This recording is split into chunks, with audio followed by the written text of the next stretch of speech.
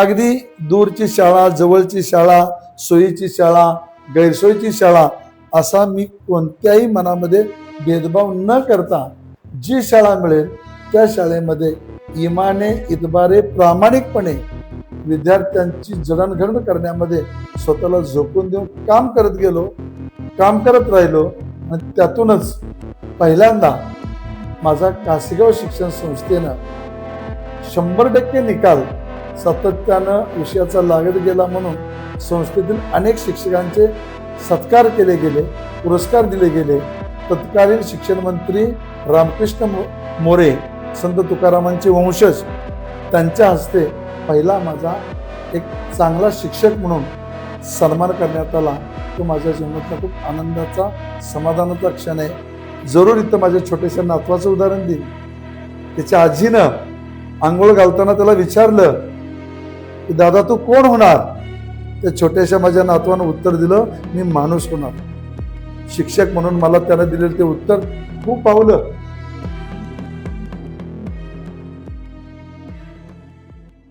नमस्कार, मी रोहित मोरे. आज पुन्हा एकदा तुमचं सांगली पॉडकास्ट या चॅनलवरती स्वागत आहे. आज आपल्यासोबत आहेत एक विशेष व्यक्तिमत्व, कासेगाव शिक्षण संस्थेचे माजी मुख्याध्यापक PN पाटील सर. सर नमस्ते, तुमचं सांगली पॉडकास्टवरती स्वागत आहे. नमस्कार. तुमचा शिक्षक होण्याचा प्रवास आणि कासेगाव शिक्षण संस्थेत तुम्ही कसा पार पडला त्याबद्दल थोडंसं तुमचं मत जाणून घ्यायचं किंवा तो भावनिक प्रवास मला जाणून घ्यायचा आहे. नमस्कार, मी PN पाटील, माझं गाव तांबवे. मी या ठिकाणी शेतकरी कुटुंबामध्ये जन्माला आलो. फारसं शैक्षणिक परंपरा नसलेलं असं माझं कुटुंब. या कुटुंबामध्ये माझा जन्म झाला. परंतु कमी शिकलेले माझे आईवडील जरी असले तरी त्यांना शिक्षणाचं महत्त्व निश्चितच पटलेलं होतं. मी आणि माझ्या 5 बहिणी यांनी चांगलं शिकावं, चांगलं शिक्षण घ्यावं आणि शिक्षणानंच माणसं मोठी होतात याचा अर्थ सर्वांग दृष्टीनं मोठी होतात हा विचार मात्र माझ्या अडाणी आईवडिलांना त्यावेळी निश्चितपणानं पटलेला होता. त्यामुळं आमच्या शिक्षणाकडं त्यांचं बारकाईने लक्ष होतं. त्यामुळं अगदी प्राथमिक शाळेपासून महाविद्यालयापर्यंतच्या शिक्षणामध्ये माझ्या आईवडिलांनी मला खूप मोठं या ठिकाणी योगदान दिलेलं आहे. मला शैक्षणिक माझी जडणघडण होण्यासाठी प्रतिकूल कौटुंबिक परिस्थिती असताना सुद्धा त्याने शिक्षणाचं महत्त्व ओळखून आम्हा सर्व भावंडांना अतिशय चांगल्या पद्धतीनं शिक्षण या ठिकाणी दिलं गेलं. ग्रॅज्युएशन झाल्यानंतर थोडंसं पुढं शिक्षण काय घ्यावं हा ज्यावेळेला मनामध्ये विचार माझ्या सुरू होता तेव्हा थोडंसं ग्रामीण भागामध्ये माझं प्राथमिक शिक्षण झालेलं, माध्यमिक शिक्षण झालेलं, त्यामुळे इंग्रजी विषयाचं मला भय होतं आणि ते आजही मला वाटतं. त्यामुळे ग्रॅज्युएशन नंतर जिथं इंग्रजी विषय आपल्याला नसणार अशा एखाद्या शाखेमध्ये आपण प्रवेश घ्यावा आणि पुढचं शिक्षण घ्यावं हा हेतू माझ्या मनामध्ये सदैव येत राहायचा. आणि त्यातूनच या ठिकाणी BEd हे या ठिकाणी करावं अशा पद्धतीचा आम्हा मित्र परिवारामध्ये चर्चा होऊन मी BEdला ॲडमिशन घेतलं. कराडला BEd कॉलेज, कराड स्वामी विवेकानंद शिक्षण संस्थेचं ते कॉलेज, त्या कॉलेजमध्ये माझा BEdचा प्रवास सुरू झाला आणि 1 वर्षाचं BEd होतं. 1 वर्षाचं माझं BEdचं शिक्षण पूर्ण झाल्यानंतर कासेगाव शिक्षण संस्थेमध्ये त्यावेळेचे सचिव सन्माननीय पावी जगताप सर आणि माझे वडील स्वर्गीय नामदेवदादा पाटील यांचा खूप चांगला स्नेहाचा, मित्रत्वाचा संबंध होता. लोकनेते राजाराम बापू पाटील यांचे माझे वडील एक छोटेसे कार्यकर्ते होते.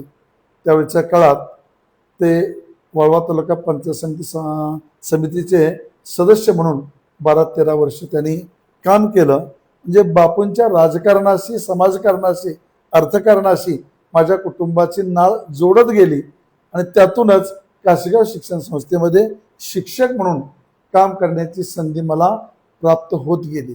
खरं म्हणजे ही संधी प्राप्त होत असताना मी ज्या कुटुंबामध्ये जन्मलो त्या कुटुंबाच्या पाठीमागल्या 4 पिढ्या मी तपासून पाहिल्या की माझ्या कुटुंबात चतुर्थ कर्मचारी म्हणून काम करणारा सुद्धा माझा एखादा पूर्वज नव्हता. अशा कुटुंबातल्या पहिला मी की मला कासेगाव शिक्षण संस्थेमध्ये शिक्षक म्हणून काम करण्याची संधी संस्थेनं मला दिली. त्यात माझ्या वडिलांचं, स्वर्गीय पावी जगताप सरांचं, लोकनेते राजाराम बापू पाटील यांचं या ठिकाणी खूप मोठं या ठिकाणी आशीर्वाद आहेत. त्यातूनच मला त्या संस्थेमध्ये काम करण्याची संधी मला मिळत गेली आणि माझा शिक्षक म्हणून प्रवास त्यावेळेला कासेगाव शिक्षण संस्थेमध्ये एक 7 हायस्कूल्स महाराष्ट्र शासनाकडून मान्यता मिळालेली होती विनानोद तत्वावरती. आणि मग कासेगाव शिक्षण संस्थेच्या समता हायस्कूल पाचुंबरी या शाळेमध्ये मला शिक्षक म्हणून रुजू होण्याची संधी तत्कालीन सचिवांनी मला दिली. तो सुद्धा प्रसंग अतिशय आनंददायी मला सांगावासा वाटेल. माझे आणि माझ्या वडिलांचे मी मग सांगितलं की त्यांचे घनिष्ठ संबंध होते जगताप सरांचे. आणि वडिलांचा निरोप घेऊन मी सरांच्याकडे गेलेलो होतो. आणि तिथं गेलेलो असताना मला सर म्हणाले की तुम्ही आता कुठे जाणार आहात. तेव्हा मी म्हटलं कराडला थोडंसं काम आहे, कराडला जाणार आहे. म्हणजे तुम्ही कराडला जाण्याच्या ऐवजी तुम्ही पाचुंबरीला जावा, तिथं आपली एक नवीन शाळा सुरू केलेली आहे, त्या शाळेत तुम्ही दिवसभर थांबा, तुम्हाला दिवसभर आवडलं तर उद्यापासून तिथं शिक्षक म्हणून कामाला सुरुवात केली. आणि तसा माझा तिथं शिक्षक म्हणून प्रवास सुरू झाला. तुम्ही तुमचं संपूर्ण कारकीर्द शिक्षण संस्थेत घालवलं आणि मुख्याध्यापक म्हणून तुम्ही सेवानिवृत्त झालात. हा जो प्रवासाबद्दल किंवा हा जो प्रवास तुम्ही मागे फिरून बघता त्याबद्दल तुम्हाला काय वाटतं? माझ्या शैक्षणिक कार्याला शिक्षक म्हणून सुरुवात झाली ती कासेगाव शिक्षण संस्थेच्या समता हायस्कूल पाचुंबरी या विद्यालयात सुरुवात झाली.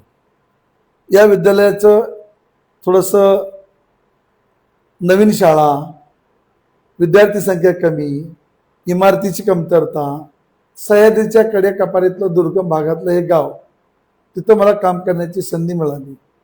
पण तिथं काम करत असताना भौतिक सुविधा कमी होत्या, परंतु तिथला विद्यार्थी, तिथले पालक अतिशय सहृदय होते. आणि सुरुवातीच्या कालखंडामध्ये आमच्याकडं जोश होता. माझ्यासारखे तरुण शिक्षक, त्यावेळेला जे मला मुख्याध्यापक होते ते मुख्याध्यापकही तरुण, आमची सगळी टीम ही तरुणांची टीम होती.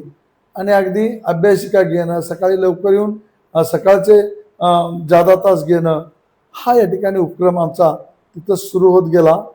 आणि हे सगळं करत असताना शिक्षक म्हणून एक वेगळा आनंद हा या ठिकाणी आम्हाला मिळत होता, आम्ही तो घेत होतो. आणि त्यातूनच मुलांच्या मध्ये संस्कार घडवणं, अध्यापन करत असताना मुलांच्या बरोबर जवळीक साधून त्यांच्यावरती चांगल्या संस्काराचे विचार कसे या ठिकाणी त्यांना देता येतील यासाठी आम्हा सर्वांचीच या ठिकाणी प्रयत्न असायचे. पाचुंबरीची शाळा, या शाळेला भौतिक सुविधा निर्माण करण्यासाठी सुद्धा खूप चांगल्या पद्धतीने तिथं मला काम करता आलं.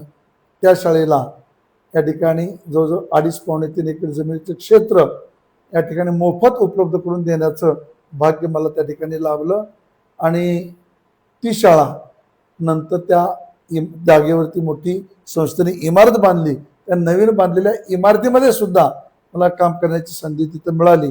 अतिशय चांगल्या पद्धतीची वास्तू संस्थे तिथं बांधली. तो प्रवास माझा 6 वर्षाचा तिथं समता हायस्कूल पाचुंबरीमध्ये झाला.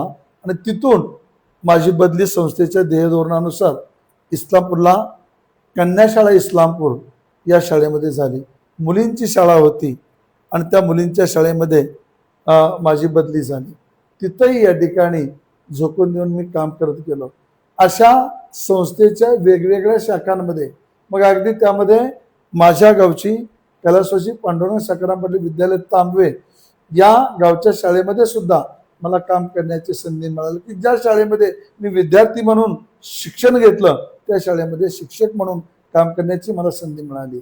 अगदी भैया असेल, अगदी दूरची शाळा आमच्या संस्थेची कोकळेची शाळा असेल, त्या रेणुका विद्यामंदिर कोकळे या विद्यालयामध्ये सुद्धा मला काम करण्याची संधी मिळाली.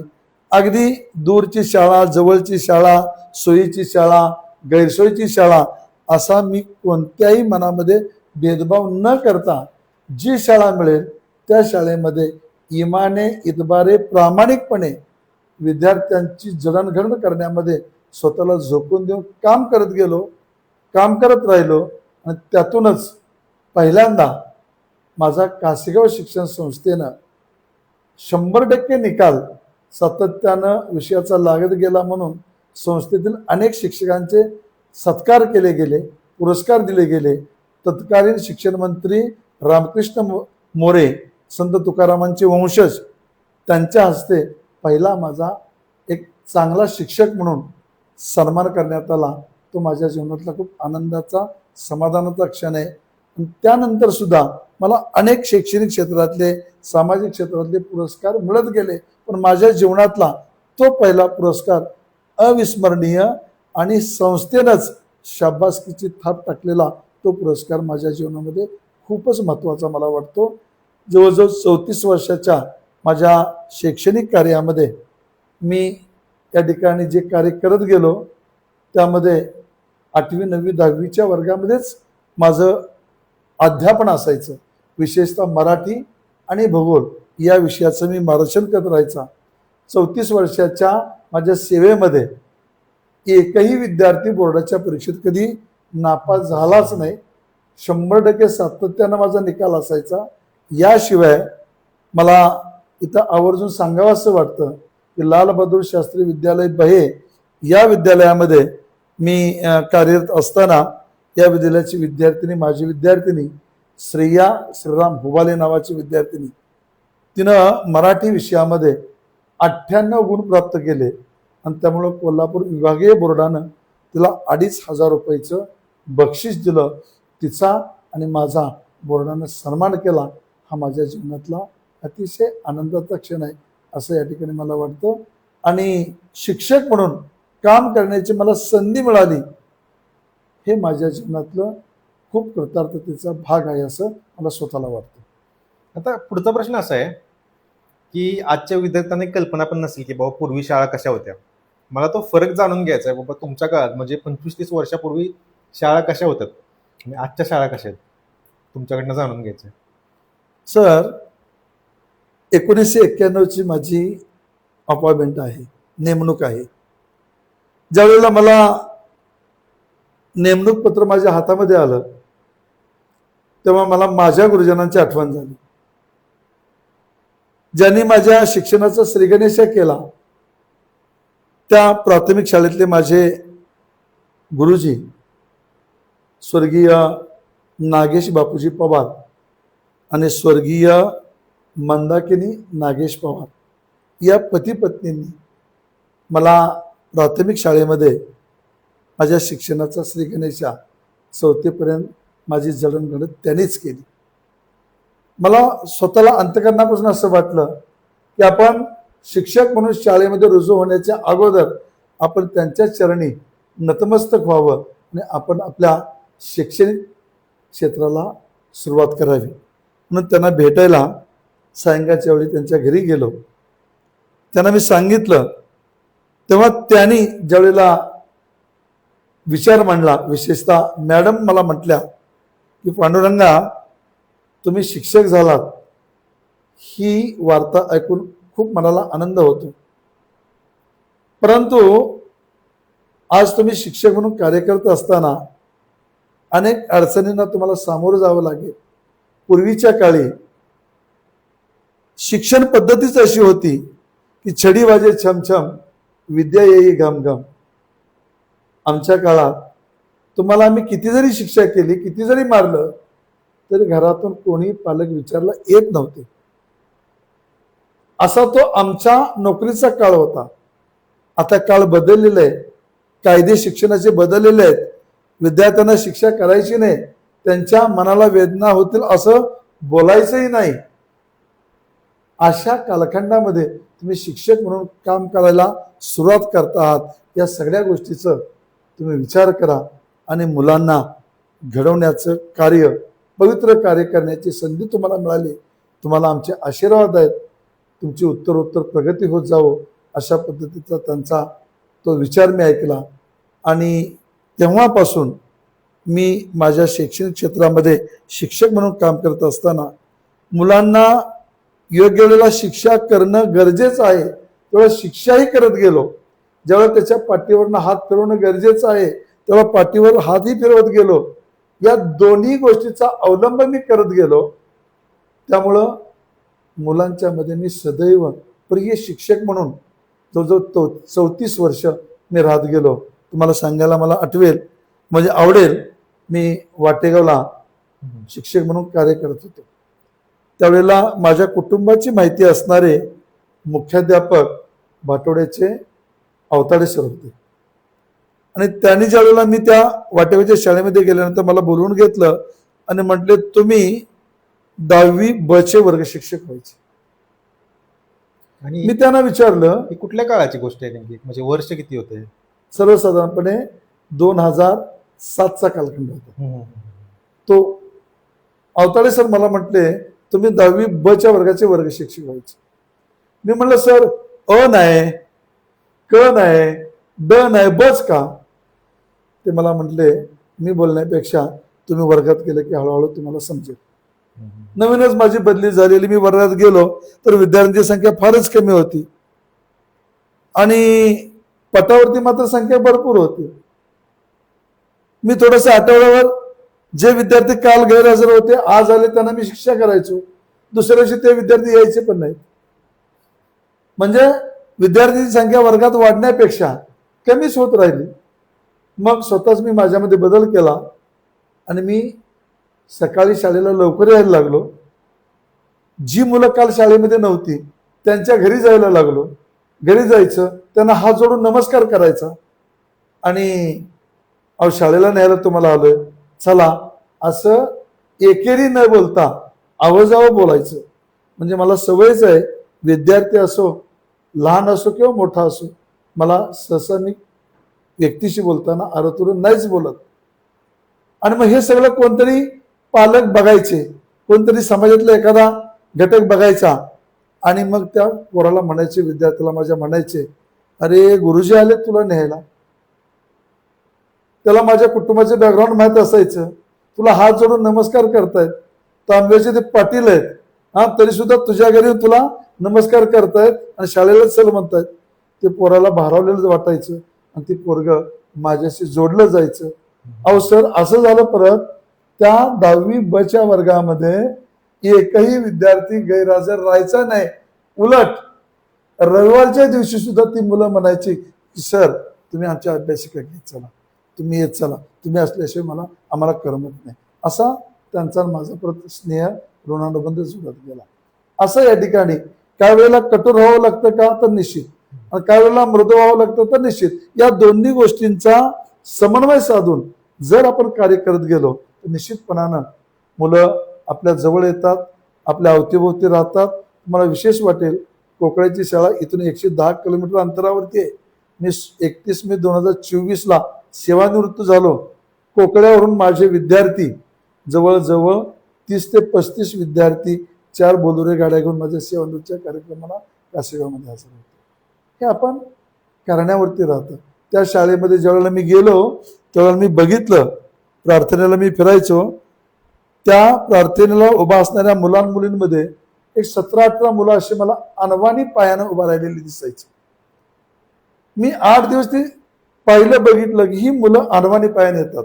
कोकणाच्या शाळेचं जर लोकेशन आज पाहिलं तर त्या शाळेला येणारा प्रत्येक विद्यार्थी हा कमीत कमी 1 किलोमीटर अंतरावरनं पायी चालत होतो. मग मी मनामध्ये विचार करायला लागलो, ही अनवाणी पायानं मुलं येतात, उन्हातानात येतात, डांबरी रस्त्याने चालत येतात. माझ्या डोक्यामध्ये विचार आला यांच्या पायामध्ये आपण चपलं घातली पाहिजे. स्टाफमध्ये माझ्या सहकार्याने मी हा मनोदय बोलून दाखवला. त्यावेळेला माझे एक मित्र तिथं माझे स्टाफ मेंबर होते बिराजदार सर, ते मला दादू म्हणायचे. दादू तुझं आपलं काहीतरी असतं, कारण त्यांनी माझ्या तांब्याच्या शाळेमध्ये माझ्याबरोबर काम केलेलं होतं. अभ्यासिका आम्ही घेताना मुलांच्या हातात चहाचे कप आम्ही देत होतो. त्यामुळे तांब्या शाळेचा स्थापनेपासून आम्ही तिथं असताना 100% निकाल लागला. प्रत्येक ठिकाणी हा 100% निकाल लावण्याचं प्रत्येक शाळेत आम्ही ते कार्य केलेलं आहे. मग तो म्हटला तुझ्या काय मनात आहे? मी त्यांना म्हटलं त्यांना चपला पण घ्यायची. येता 4 दिवसात आम्ही त्या मुलांना चपलं घेतली आणि प्रार्थनेच्या वेळेला त्यांच्या पायात घातली. गावातनं त्या मुलांचे पालक आम्हाला भेटायला आले, बघायला आले, कोण आहेत असे शिक्षक की आमच्या पोरांच्या पायातून चपलं घातली. असं जर आपण म्हणजे नियमावली सोडून झोकून देऊन कार्य करत राहिलो तर आजही शिक्षक समाजामध्ये प्रियच आहेत, विद्यार्थ्यांमध्ये सुद्धा प्रिय आहेत. फक्त आपण त्या पद्धतीने करत गेलं पाहिजे, केलं पाहिजे. हा मात्र सकारात्मक दृष्टिकोन हा शिक्षकाचा निश्चितपणानं असायलाच पाहिजे.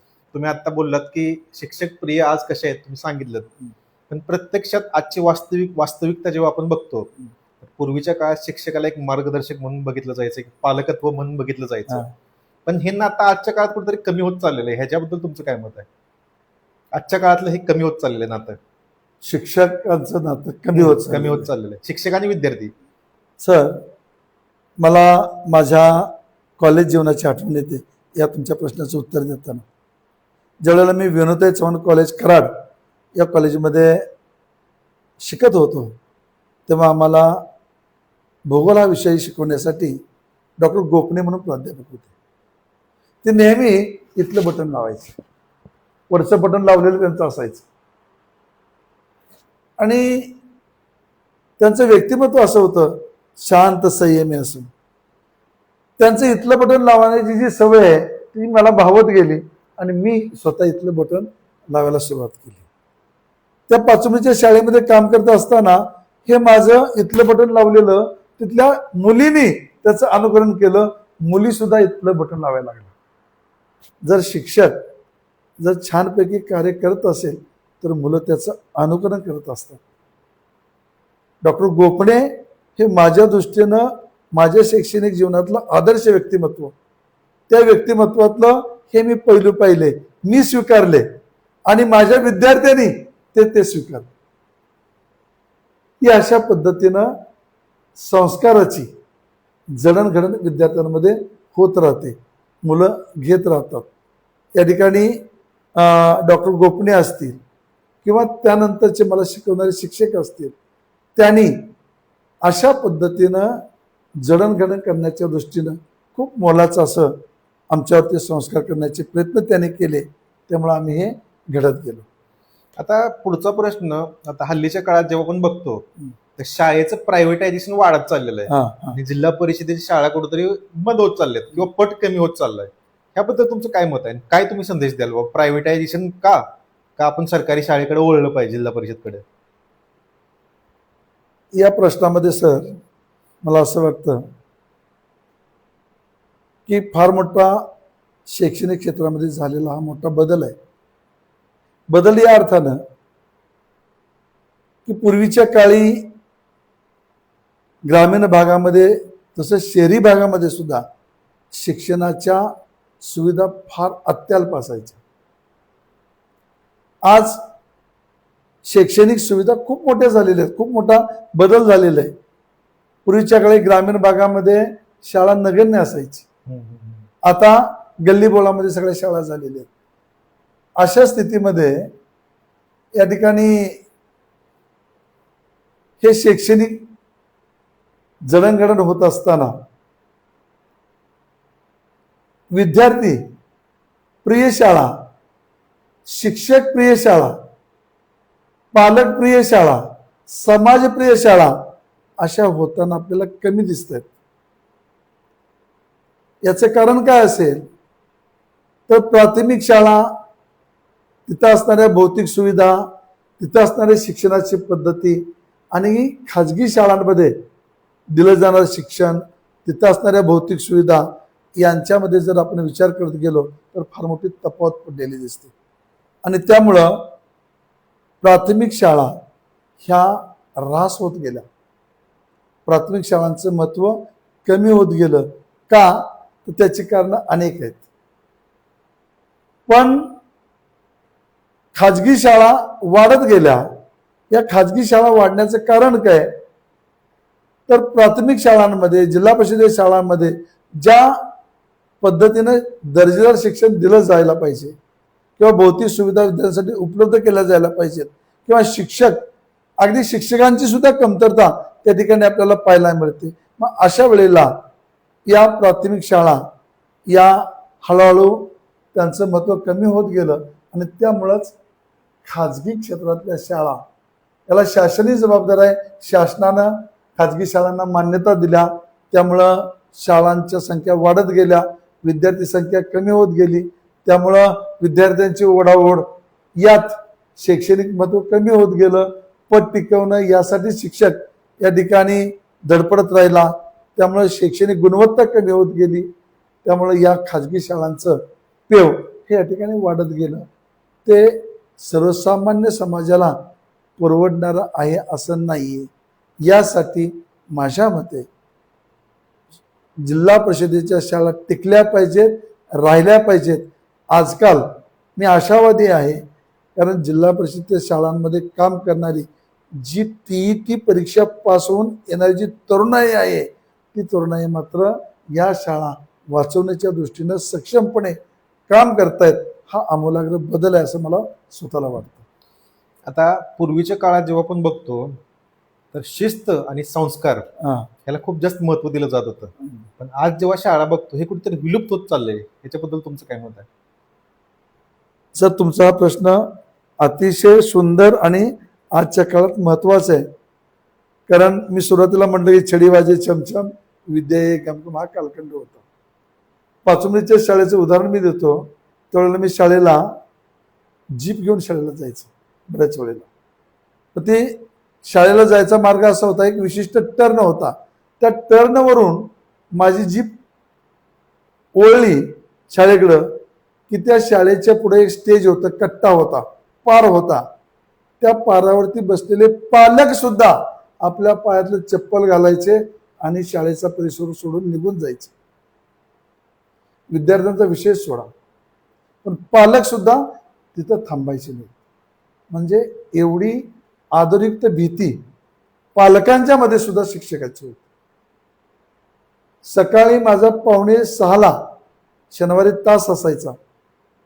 एवढी शिस्त असायची. मुलं 5:30 वाजता वर्गामध्ये यायची आणि पहाटे येऊन वर्गामध्ये लाईट असायची ती लावायची. मग मुली असायच्या. शिस्तबद्ध येणं, शांतपणे बसणं आणि पाठांतर सुरू व्हायचं. मग कोणतरी एक विद्यार्थी पुढे म्हणायचा, पाठीमागे सगळी मुलं म्हणायची. असं 20 मिनिटाचं पाठांतर सुरू व्हायचं.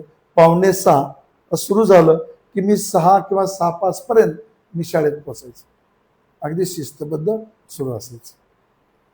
म्हणजे हे कशामुळं, तर थोडंसं माझं भीती होती मुलांना की जर एखाद्या पालकांनं, एखाद्या विद्यार्थ्यानं जर सरांना सांगितलं तर सर आपल्याला शिक्षा केल्याशिवाय सोडणार नाही. सर, मला सांगायला इथं विशेष वाटतं की एका विद्यार्थ्याला मी अशी शिक्षा केलेली होती. अवलगामी त्याला लागलं, तो थोडासा बेशुद्ध पडला.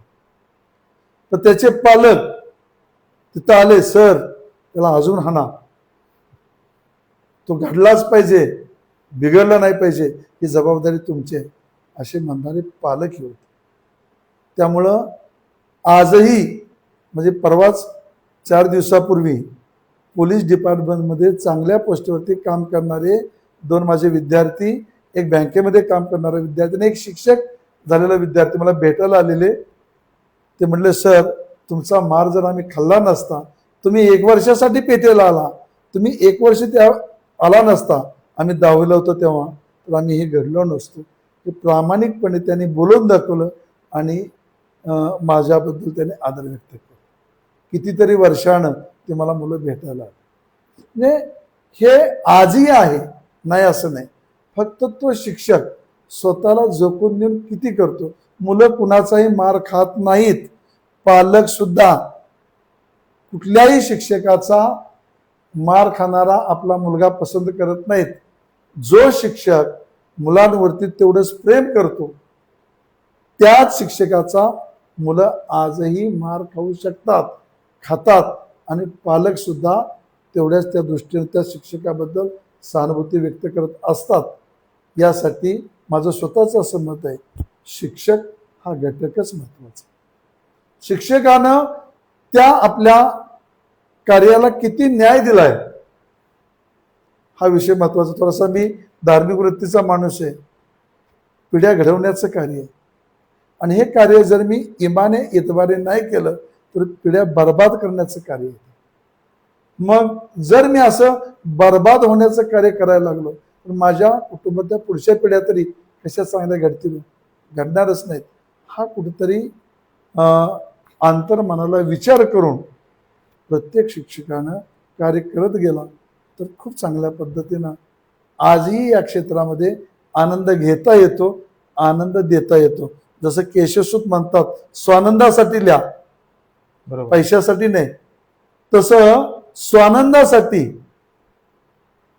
ज्ञान देण्याचं पवित्र कार्य करण्याची संधी ही शिक्षकाला मिळते. हे पूर्वजन्मीचं संचित होतं म्हणून माझ्यासारख्याला मिळाली असं म्हणणारा मी आहे.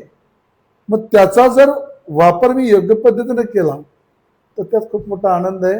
कोकणाची शाळा मी सांगितलं 110 किलोमीटर अंतर आहे इथून, पण मी एकही CL सुद्धा घेतली नाही. कासेगाव शिक्षण संस्थेत या दूरच्या शाळांना शिक्षेसाठी दिल्या जाणाऱ्या शाळा म्हणतात, पण मी माझ्या पुस्तकामध्ये सुद्धा त्या शाळेचा उल्लेख केलाय की त्या शाळेमध्ये किती मी रमलोय ते तुम्ही वाचल्यानंतर तुम्हाला कळेल. खूप छान पद्धतीनं या ठिकाणी कार्य मी 34 वर्षाच्या कालखंडामध्ये करत गेलो. कृतार्थतेचं जीवन मी आज सेवानिवृत्ती जगतोय असं मला स्वतःला वाटतं. आता तुम्ही पुस्तकाचा उल्लेख केलात. त्या पुस्तकाचं नाव आहे गोसावीची पांढर. त्याबद्दल थोडंसं आम्हाला सांगा थोडक्यात, काय आहे, कसं आहे? अगदी मी काही पतितेश लेखक नाही. माझ्या पुस्तकाच्या मूलपृष्ठावरती मी माझ्या भावना लिहिलेल्या आहेत. त्यातील स्पष्टपणाने मी म्हटलेलं आहे की मला वाचनाचा फारसा छंद नाही, पण एखादं पुस्तक भावलं, आवडलं तर ते पूर्ण संपवल्याशिवाय ते पुस्तक मी हातात ठेवत येईल. त्यातूनच माझ्या वाचनामध्ये माडगुळकरांचं माणदेशी माणसं आलं, दिबा पाटलांचं भली माणसं आलं. मग मला सुद्धा वाटत गेलं, अगदी लहानपणापासून मला वाटायचं की आपण सुद्धा पाहिलेली, अनुभवलेली, बघितलेली, तोलून मोलून पाहिलेली आपल्या गावातली माणसं आपण साहित्यामध्ये आणली पाहिजेत. ही उर्मी माझ्या मनामध्ये अगदी विद्यार्थी दशेपासून होती. आणि मग त्याला योग्य वेळ कधी आली तर माझ्या वयाच्या 60व्या वर्षी. माझा मुलगा एक युरोपमध्ये आहे, त्याच्याकडे गेल्यानंतर मला शांत वातावरण मिळालं आणि मग माझी साहित्यिक तिथं जागा झाला आणि माझ्या हातून माझ्याच गावामध्ये जन्मलेली जी काही भली माणसं मला वाटली त्या माणसांची व्यक्तिचित्रण मी लिहिण्याचा प्रयत्न केलेला आहे. तो मी स्वानंदासाठी लिहिलंय. केशवसुताने म्हटले तसं स्वानंदासाठी, पण ते पुस्तक निश्चितपणानं वाचकांना सुद्धा वाचनीय ठरेल अशी माझी आशा आहे. मी त्याच्यामध्ये सर्वसामान्य माझ्या गावातली माणसं की त्यांनी समाज घडवण्याचं कार्य कसं केलं, आधुनिक भीती समाजाला त्यांची कशी होती, किंवा मोलमजुरी करणाऱ्या कुटुंबामध्ये जन्माला येऊन सुद्धा अवघ्या मानवतेचा दृष्टिकोन त्यांनी जपत अख्खा आयुष्य त्यांनी कसं व्यतीत केलं, किंवा माझ्या घरामध्ये शेतमजूर म्हणून काम करणारे जे शेतमजूर होते त्याबद्दल माझ्या मनामध्ये नेहमी प्रश्न पडायचा, यांना चाकरीचं गडी मी कसं म्हणायचं. ज्यावेळी त्या पुस्तकाच्या अंतरंगामध्ये जाल तेव्हा निश्चितपणानं तुमच्या सुद्धा मनाला त्यातले 2 शब्द सुखावल्याशिवाय राहणार नाहीत अशी माझी आशा आहे. आता मगाशी तुम्ही सांगितलं की तुमचा एक विद्यार्थी होता ज्यांनी मराठी विषयात 98% गुण मिळवले, बरोबर आहे? ती स्टोरी नेमकी काय होती, जरा थोडं सांगाल का? कारण काय आहे, आजच्या काळात जेव्हा आपण बघतोय तर मराठीला महत्व गेले 2-4 वर्षात शासनाने काही गोष्टी केल्यामुळे ते यायला लागले. ती पूर्वीची ती परिस्थिती कशी होती मराठी विषयाची? मातृभाषा मराठी, मायबोली मराठी, त्यामुळं मुलं काय करायची, त्या विषयाकडे फारसं अभ्यास म्हणून करताना दुर्लक्ष करायचे. मराठीचा तसा 3रा क्रमांक लागतो नापास होण्याच्या बाबतीत 10वीला. आज 10वीचा वर्ग सुद्धा सहज सोपा झालेला आहे पास होण्यासाठी, पण पूर्वीच्या काळीचा जर विचार केला तर 10वी पास होणं सुद्धा खूप कठीण असायचं आणि मराठी विषयामध्ये सुद्धा नापास होणाऱ्या लोकांची संख्या खूप असायची. मी थोडंसं बऱ्याच वेळेला पाहत गेलो, अनुभवत गेलो, मुलं काय करायची, लिहायचीच नाहीत. पेपर बरेचसेच कोरेच्या कोरे दिसायचे.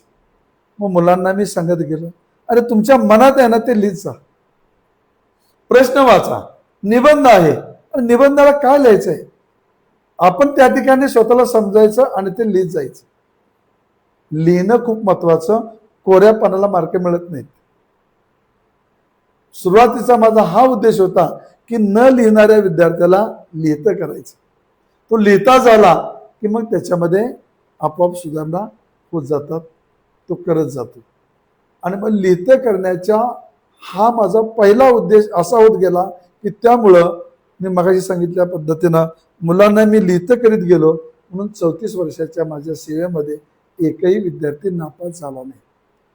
अति सुंदर गुण प्राप्त केलेली लालबहादूर शास्त्री विद्यालय बहेतली माझी विद्यार्थिनी श्रेया हुबाले, ती जन्मजात हुशारच, सुंदर हस्ताक्षर, तिला लिहिण्याची उत्तरपत्रिका लिहिण्याचं कौशल्य. सर मी बाहेरच्या शाळांमध्ये गेस्ट लेक्चरर म्हणून यासाठी जायचं की उत्तरपत्रिका कशी लिहायची याचं मी मार्गदर्शन दिवसभर करायचं मुलांना. मग तिनं ते अचूक हेरलं आणि त्या पद्धतीनं ती मांडत गेली.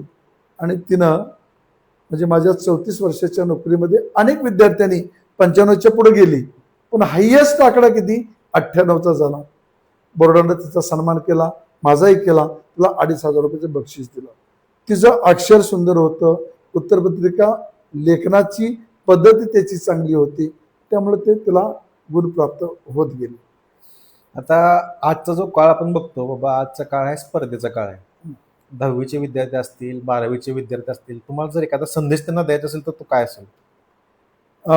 मुळातच स्पर्धेचा काळ म्हणतात, पण या स्पर्धेच्या काळाच्या अगोदर शिक्षणाबद्दल बोलत असताना आजच्या पिढीला किंवा येणाऱ्या पुढच्या पिढींना मी शिक्षणाबद्दल हाच संदेश देऊ इच्छितोय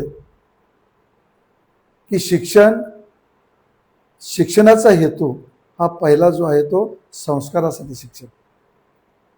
पुढच्या पिढीनं शिक्षणाकडे पाहत असताना आपल्याला माणूस बनवतं शिक्षण, आणि माणूस बनण्यासाठी चांगले संस्कार आपल्याकडे येण्यासाठी आपण शिक्षण घेतलं पाहिजे.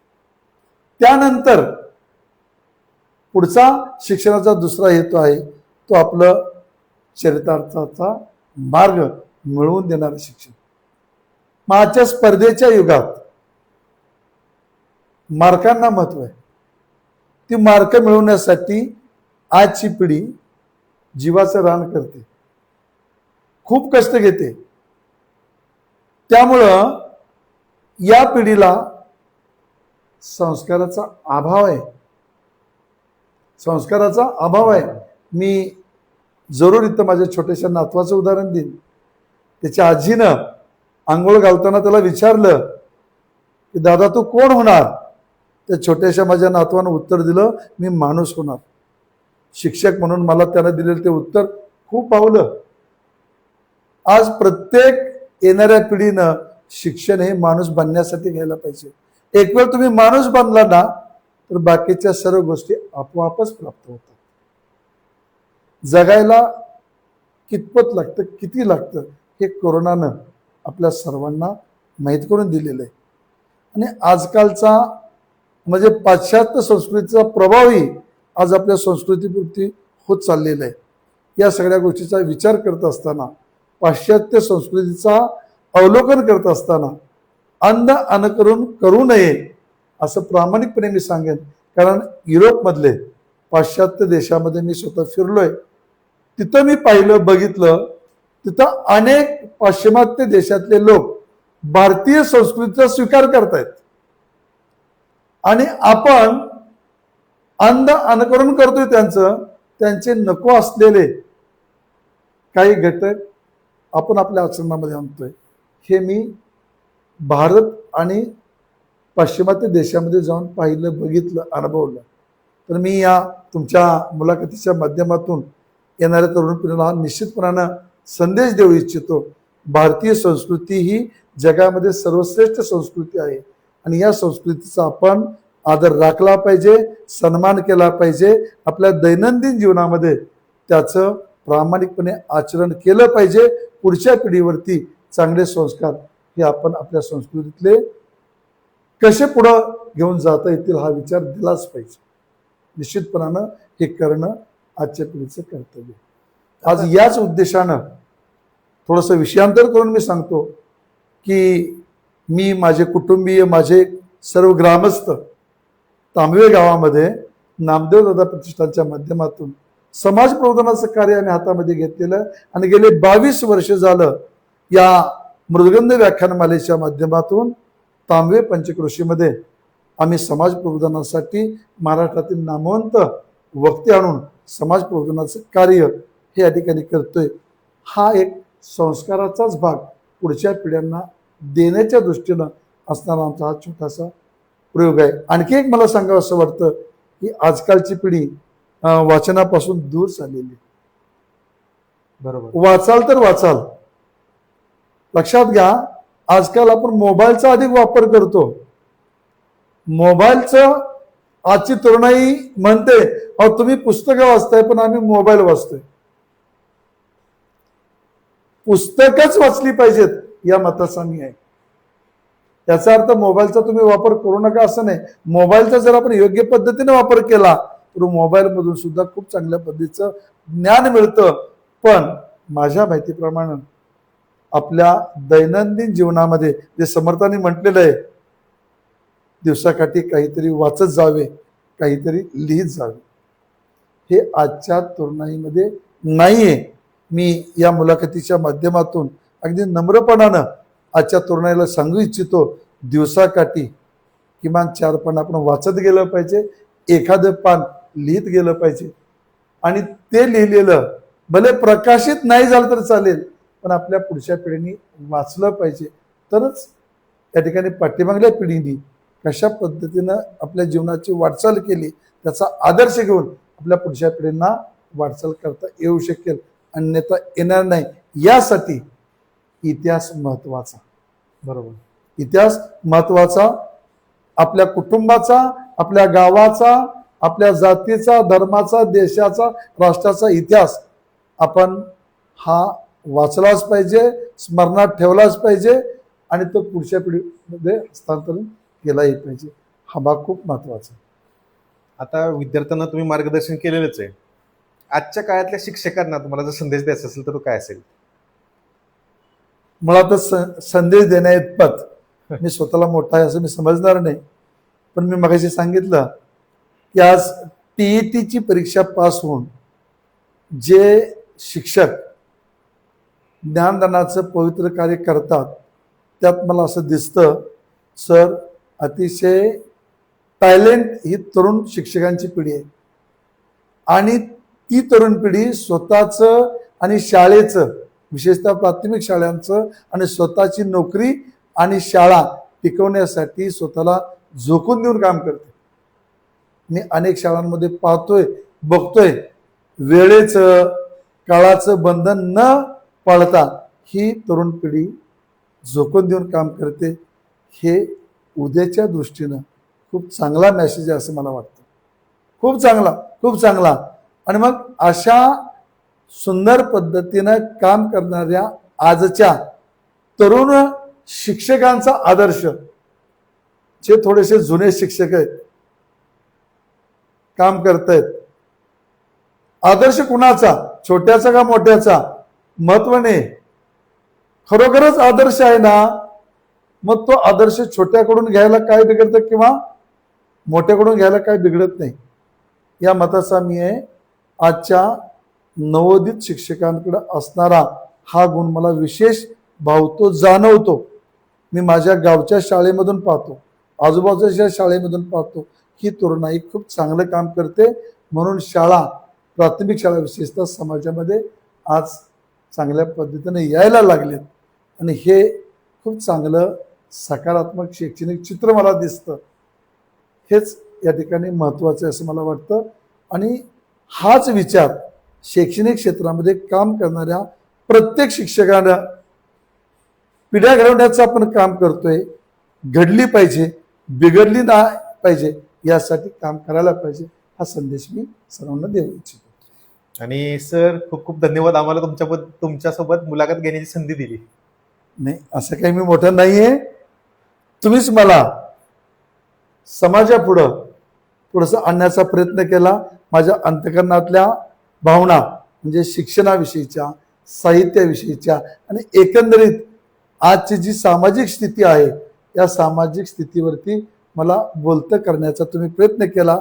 खरं माझ्या दृष्टीनं हा खूप एक आनंदाचा जीवनातला क्षण आहे असं मी मानेन. आणि तुम्हाला धन्यवाद निश्चितपणा असेल, पण आभार मानण्यापेक्षा तुमचे निश्चितपणानं ऋणच व्यक्त करेन अशा माझ्या भावना असतील. धन्यवाद. धन्यवाद.